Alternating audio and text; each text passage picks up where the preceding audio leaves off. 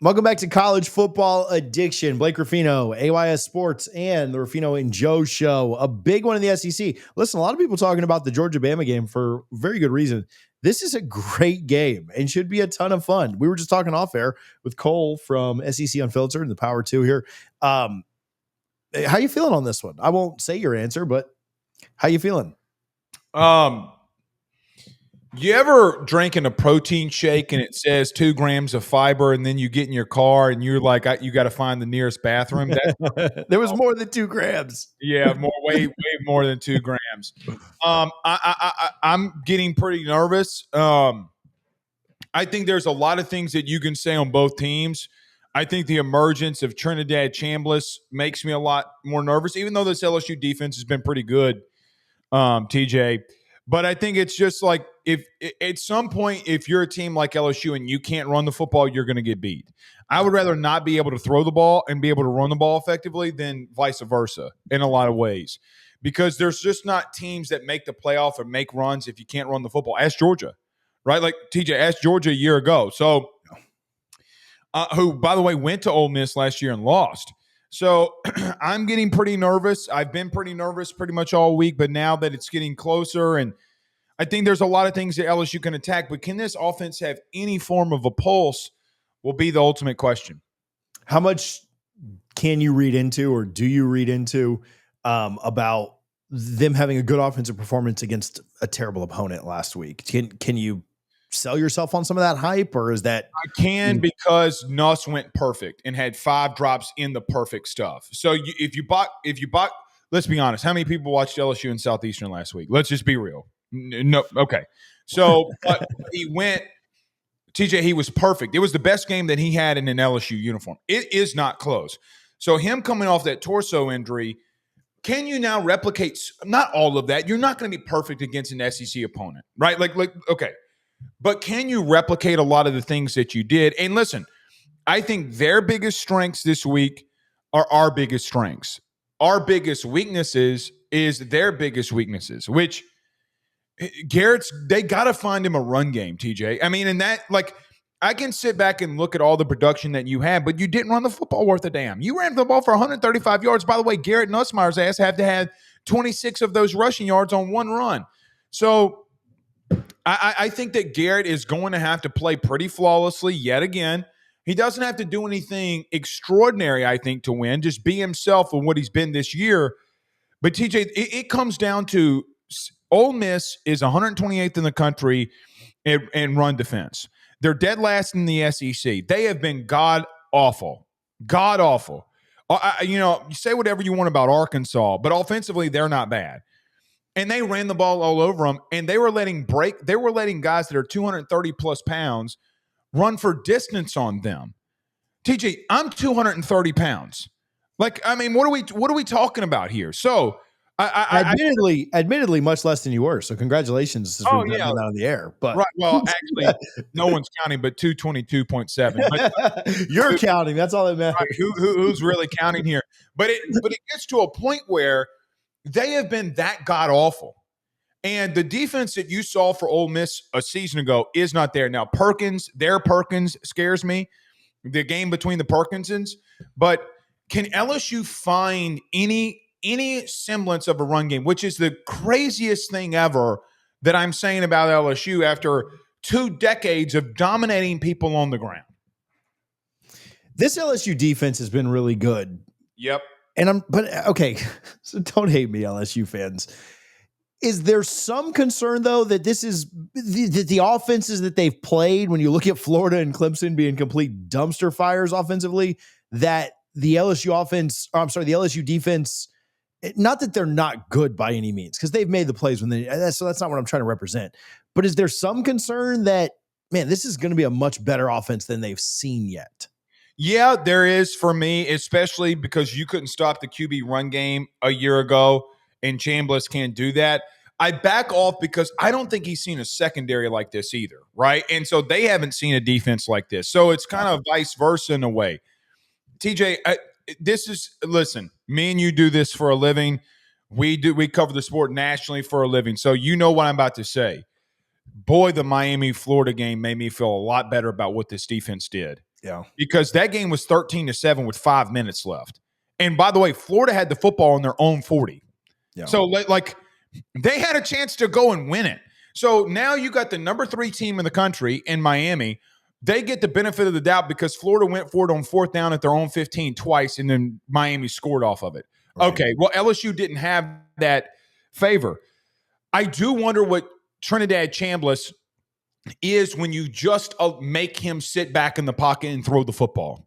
Because Arkansas could not do that. Tulane could not do that. Any Georgia State could not do that. LSU is going to make him do that.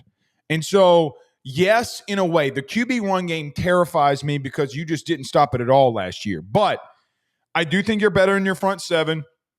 I do think you're light years better in your secondary, which to me, TJ, I don't think the defense will ever be bad, ever. They might have an off game here or there. But if they're constantly on the field like they were against Florida, then I think Lane Kiffin's going to find his, right? Trinidad Chambliss is going to find his. So that's where I look at this, and that's the part that I'm like, man, here we go again. But I think there's a lot of questions about LSU because what has happened to the opponents that they've played, right? And I could say the same thing for Miami, though, in some retrospects. Hey, what is Miami? I mean, Notre Dame's 1-2. They're 1-2. LSU's undefeated just like them. I think that there are some things that we're going to continue to find out, but Lane will find some weaknesses that you're not expecting or that you know that you have. That terrifies me. What is there a specific matchup? And I've asked this at different times, and so you've answered it before in other games, but the matchup that gives you the most confidence in this game and the matchup that concerns you the most in this game, whether that be something with Lane, a specific position group on position group, a player on player, just a concern and a confidence from a matchup standpoint. Sertain Perkins versus Weston Davis. So their edge versus our right tackle. TJ, you remember the song, First I Was Afraid, I Was Petrified? That's pretty much where I'm at right now. First I was afraid, and then after watching Perkins yet again, who had double-digit sacks a season ago, I'm petrified. So my biggest worry is some in the interior of your offensive line, but especially at right tackle with one of the more elite edge rushers in college football, and Perkins doesn't get that notoriety like Human Yellen did a season ago, which he should have. That one is the one that I'm like, man, if you can hold up there and give Garrett time, I feel so much like if I knew that you only gave up 2 pressures with him on Saturday, LSU's going to win the game. If he's in the backfield constantly, Garrett's going to be we're in a lot of trouble. So that is if you're just looking at one key position group or one key player-to-player situation, that one's the one I focus in on for LSU that worries me. The positive, or where LSU does, I think it's ironic, is the exact same situation, but flipped. Patrick Payton, Jack Pyburn, Jamari Butler versus their tackles. TJ, they've been bad there. And listen, I told everybody on AYS, I think that there's I'm going to talk about this on Saturday after the game. I don't really want to divulge this too much. I think LSU is going to do some things with this Ole Miss tackle unit that maybe they have not seen on film from LSU, but they know that they can exploit. And no, I'm not guessing. And yes, they're going to attack it. So I think, ironically, it's both right tackles or both tackles and against a pass rush. Listen, TJ, hold on. I don't have my notebook. Patrick Payton is second in the country in pressures. He hasn't gotten home yet, but he's been absolutely dynamic. I don't know if their right tackle is going to be able to hold on for 4 quarters if Payton is there. I just need him to get Chambliss out of his comfort zone, and I think Perkins will be there to clean it up. Ironically, it is the same exact position and the same exact thing. What about have you liked LSU's offensive line this year? No. God heavens, no. I mean, you feel like it's regressed? Yeah, massively. But here's the thing. You had 4 guys drafted and you were 108th in the country in rushing last year, and you've gotten worse. And I'll get right back to the video, but first I will give Sleeper a little bit of love. Make sure that you are using our code CFA for 100% match up to $100 deposit. You don't even have to put the code in. If you just go click the link in the description, it'll autofill it for you. Make sure you have the Sleeper app downloaded. It's what you should be logging into and checking all day on Saturday. You can take the more or less on your couple of favorite players. You can stack as many of those as you want. Win up to 1,000 times your money. You can do it pregame. You can do it live. Doesn't matter. If you're an NFL fan, you can do it for the NFL. If you like soccer, you can do it for these European leagues, NHL and NBA coming up. It's your one-stop shop for all things sports. And I know you're addicted to college football like I am. So make sure you're on the Sleeper app on Saturdays, making money. We pick these games every Wednesday afternoon on the Power 2. Or we pick the more or less, not necessarily the games, but while we're previewing the games, we pick them all. Make sure you have the Sleeper app downloaded. Check their terms and conditions because terms of use do apply. We appreciate Sleeper for their support. Look, I think there's a couple of things here. I think they're better with Juwan Johnson, a converted quarterback at running back, because he puts his head down and just will go get 5 yards. It's just that when they do block things correctly, they're missing the hole. And then when they do hit the right hole, they give up the penetration. And that's the part where I'm like, they can't. Is there times and situations where I'm like, damn it, that's wide. TJ, there was a run last week that could have gone to the house. It would have gone 80 yards for a touchdown. But the holes missed. I mean, they dominated up front against Clemson. There was a massive hole along the right side, and Peter Woods got demolished. I'm talking about like spanked. And then we ran to the left. And I'm like, oh, my God. Like, what are we doing here? And I know that on AYS we've shown these things, but TJ, they're not picking up day one junior high elementary stuff. Like, they're not picking up stunts correctly. They're not picking up blitzes correctly. They're not picking up certain things correctly. And quite frankly, that's not on your offensive line. That's got to be how you're taught because it happened last year too. Yeah. And so I'm never going to, unless things got very, very, very, very bad, I don't like coming out on any platform and calling for someone to be fired. I'm just not going to do that. There also comes a time that, like, look, man, you're not getting through to this unit. They have been that bad. But the thing has been is it's easy to point everything at them. And it's not just them.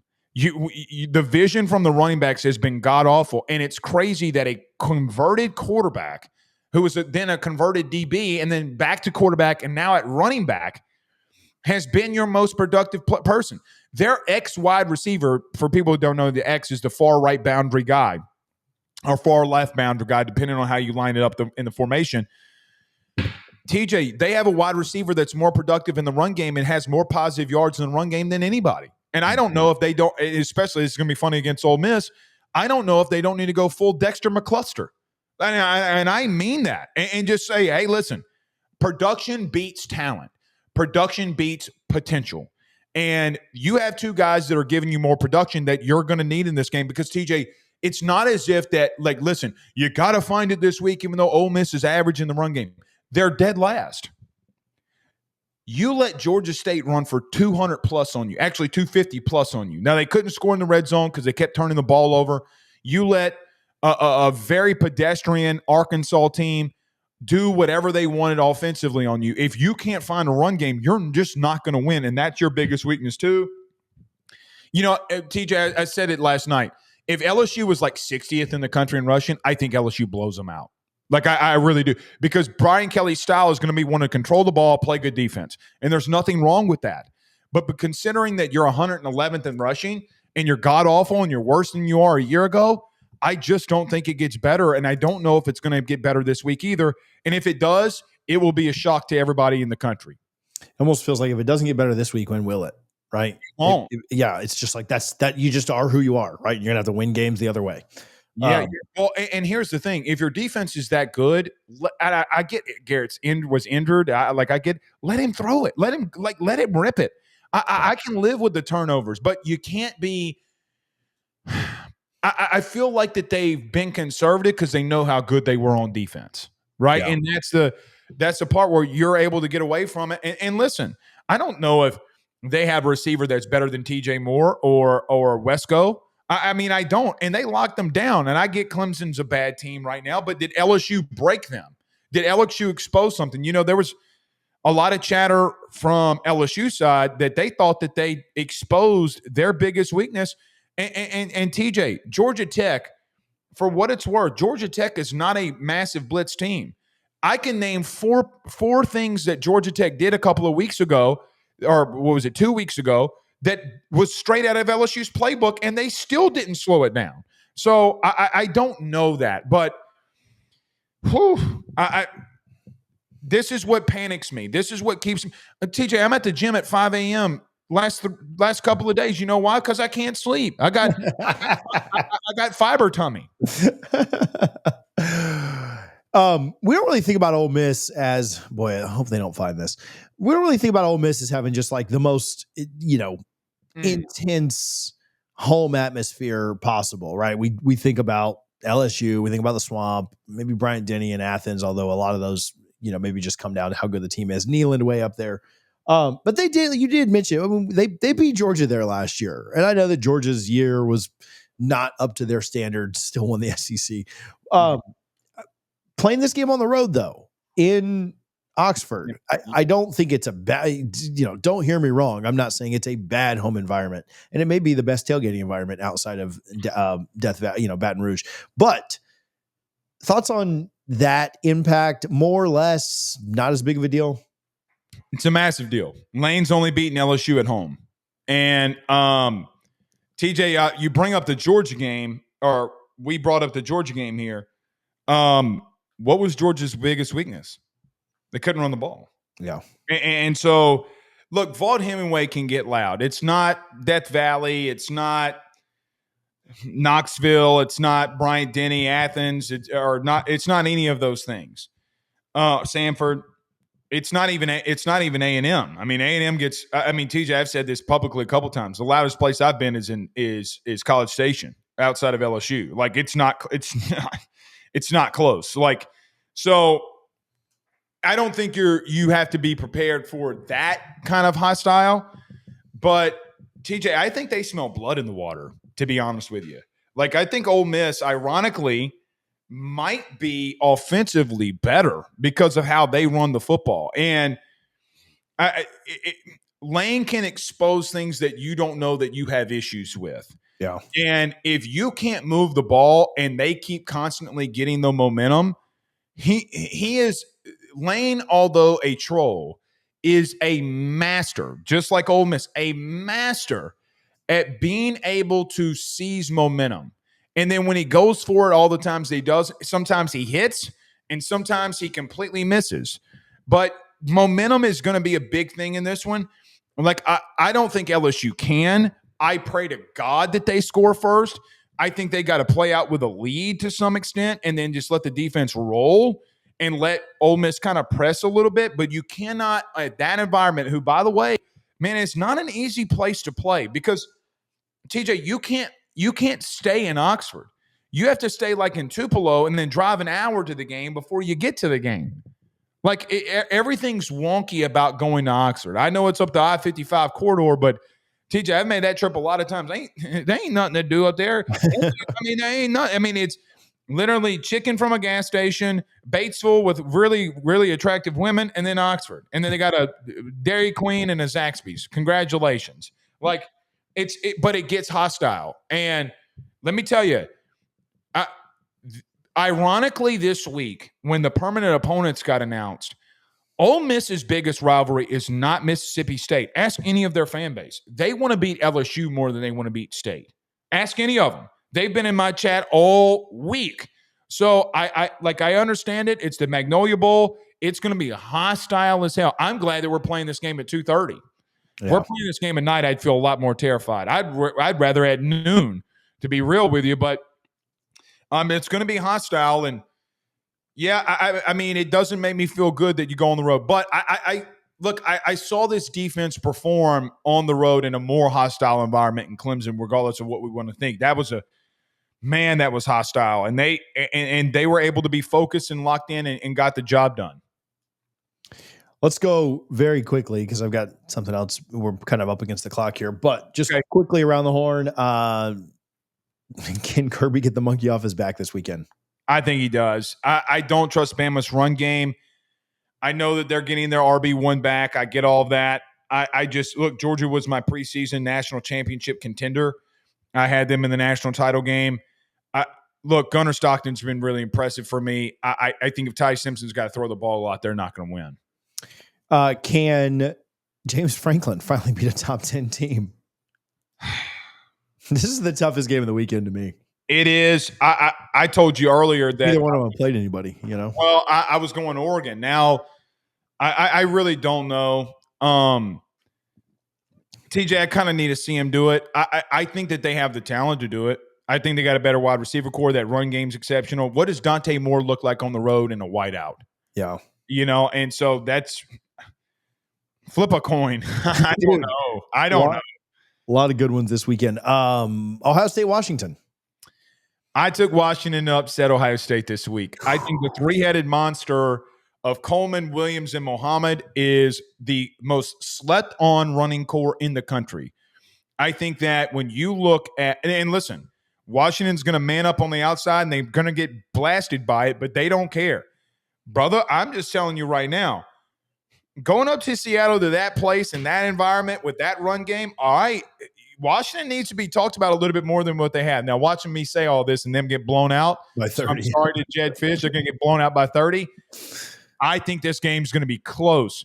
I'm taking them in the upset. I have my reasons, and I like Williams. I like this running game, and Jonah Coleman's my favorite running back in the country. Just because of my own personal question, Virginia have a shot on Friday night against FSU? No. I mean, well, let me not say no. I was like, dang, that was a little too confident. Back that off a little bit. Does Gus Malzahn not show up? Does Castellanos not? No. I mean, TJ, by the way, y'all are top 5 in the country in rushing.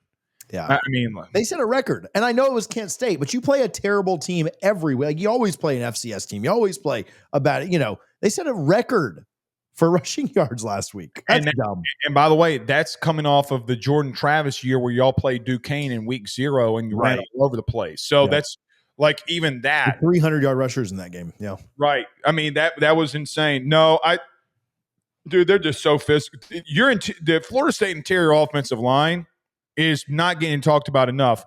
Joe and I were talking about this week, not on camera. TJ, I don't know if they're not in the some of the conversations right now for the Joe Moore Award. That interior of that offensive line is killing people. Look what they did to Bama, and they're doing it now. And the thing about Florida State, TJ, for me, that's been so impressive, they're showing up every week like that and dominating every week like that. That's championship level stuff. Who is one more, and then we'll do your game coming up. Who's more likely to lose to the bye week this week, Clemson or Florida? Somewhat tongue in cheek. I don't know. I just needed to get the joke off. Here's the thing. Florida posted that DJ is going to be there. I ironically still don't doubt Dabo as much as I think that they just need to rip the Band-Aid off with Billy. Every day that Billy's employed, it's a loss for Florida, in my opinion, at the current moment. Yeah. I certainly have more confidence in Dabo figuring things out again than I do the opposite. And then LSU Ole Miss. Time to pick. All right, so I'll tell you, I like LSU in a close one on this, like 31-30. I just think they find a way. I know that's a lot of points, but maybe, I know that's a ton of points for LSU to give up, but that's what I'm going with, so I don't care. But I like LSU in a close one. I don't know why. It's just the gut. I don't think anybody really knows what's going to happen here. Vegas has this like a 1-point spread, but what do you got? I'm going to go LSU too. The reason is simple. I think they can do enough offensively. I did take the under this morning on FanDuel. You're going to have to show me the weakness for this LSU defense before I start saying that you can do it. I think this team's really good defensively. And TJ, there's something that Ole Miss does that I think LSU is going to expose because they're not going to fix it. And I think look, this is what I'm going to say. I know he's a former Florida State guy. I think TJ Parker. I think Patrick Payton might eat this week. Dude, All right, there's some shit going on with that Ole Miss offensive line. That's all I'm going to say. But I think it's a shorter. I think LSU can't score 30. I don't. I think it's like 24-21 field goal late, but we're still in the same vicinity. Just I don't think this offense can score that much. Trinidad Chambliss does scare the ever living bejesus out of me though, and I think it's going to be close. Nice to have the quarterback problems that Ole Miss has right now, where you lose your starter and the backup ends up being better. Dude, how do you find a dude from Ferris State and then bring? Dude, Lane's a freaking wizard. You talked about him being a troll, but he's a wizard too, man. When it really is all said and done. Time Lane's ever had a bad quarterback? No, it's impossible. Blake, shout out Ruffino and Joe and AYS. Thanks, buddy. Thank you for having me. Oh, AYS Sports. We cover LSU, and then Ruffino and Joe show. Well, we have been doing all the games this week. You can go check it out. We'll do our power rankings tonight, along with some pick'ems, and you can go check us out, Ruffino and Joe show or AYS. Cool. We'll link it down in the description. Good luck this weekend. I appreciate you for making the time, man. Fiber tummy, TJ. That's what I got. So we'll see.